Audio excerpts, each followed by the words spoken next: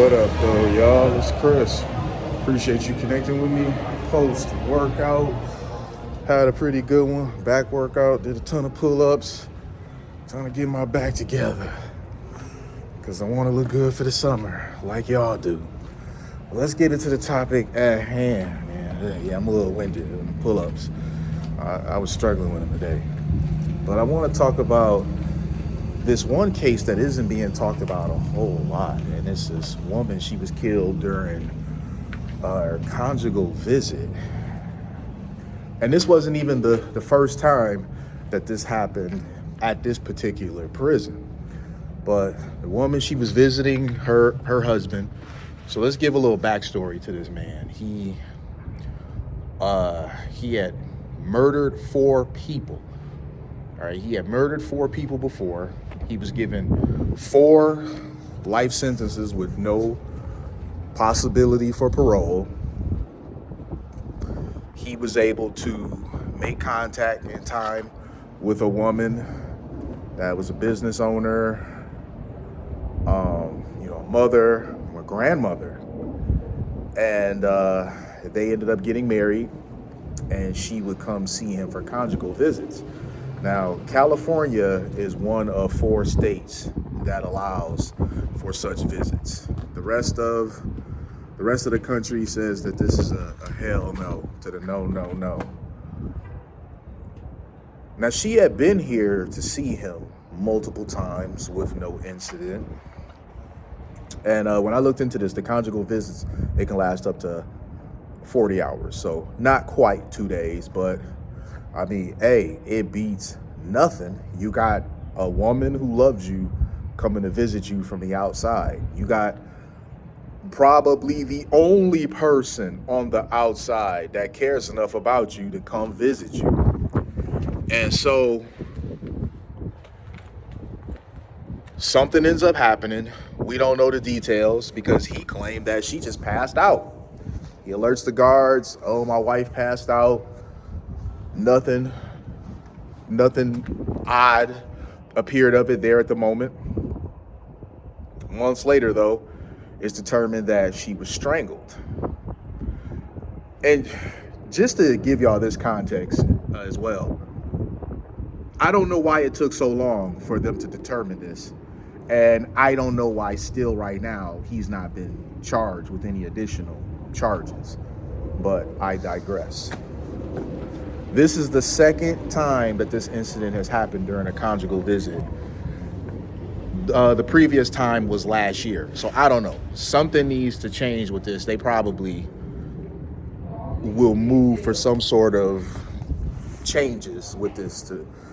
I mean, it's not right that somebody like this messes it up for everybody. But when you got, 2 homicides, one last year, one this year, back to back, I mean, people gonna be like, tough.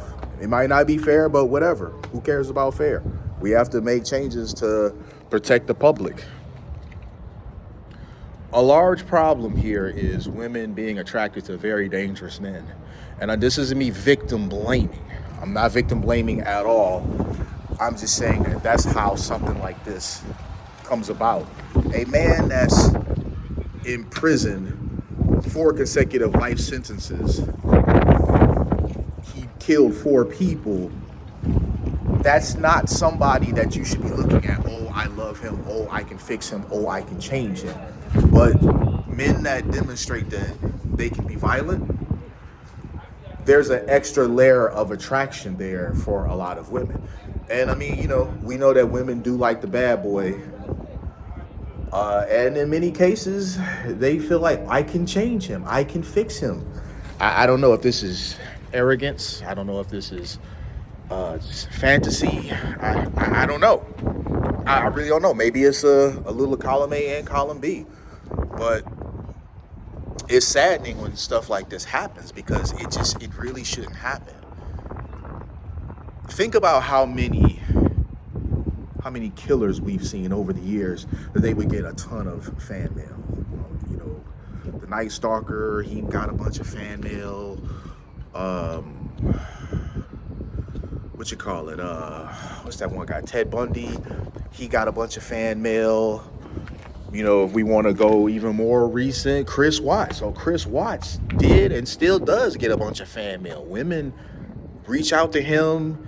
He's so handsome, and he's misunderstood. He was a victim. They blame his wife for why he snapped. You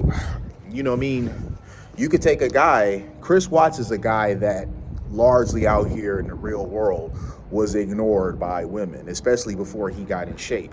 This is a guy that was largely ignored by women, but he demonstrates the ability to employ violence, and now suddenly he's got bags and bags of fangirl letters.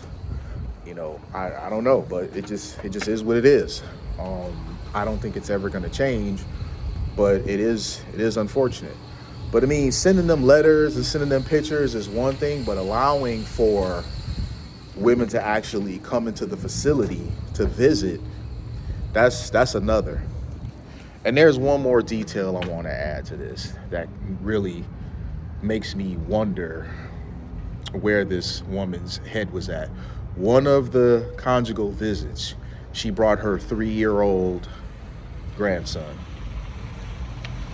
She brought a 3-year-old with her to a prison to visit a quadruple murderer serving 4 life sentences.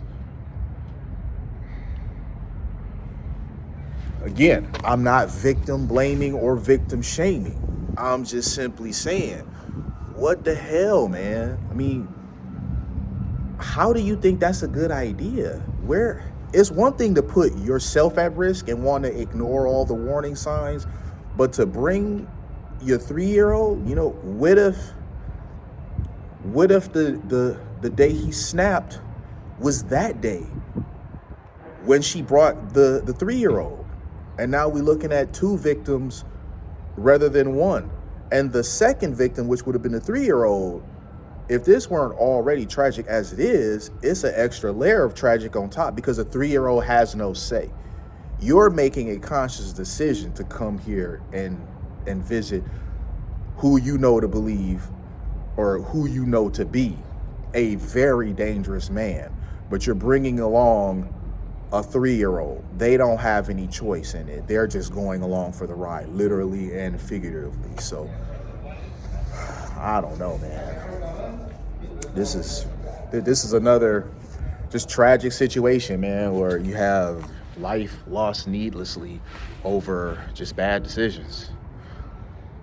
I don't know, man. Let me know what y'all think in the comments, though, about this one. I'm gonna holler at y'all soon. Peace.